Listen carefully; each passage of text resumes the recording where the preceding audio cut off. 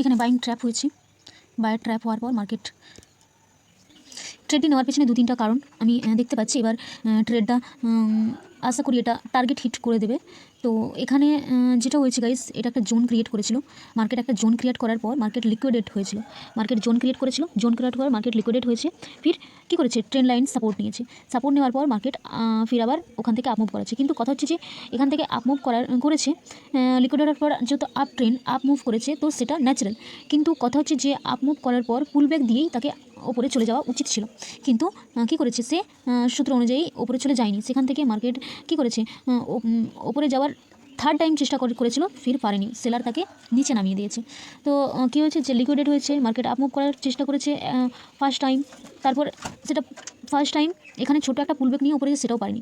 Third time চেষ্টা করেছে, সেটাও মার্কেট ওপরে যেতে পারেনি। তো তিনবার কী করেছে, মার্কেট নিচে পুশ করেছে। তো রেজিস্ট্যান্স লেভেল, এটা একটা রেজিস্ট্যান্স লেভেল জোনের একদম টপ লেভেলের রেজিস্ট্যান্স লেভেল।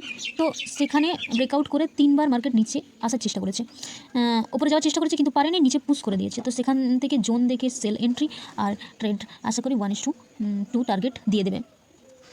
সেখানে বায়ার ট্র্যাপ হয়ে গেছে। এই ক্যান্ডেল এত বড় রেড ক্যান্ডেল, মানে এবার আমার টার্গেট। ও গাইস দেখো গাইস, দেখো,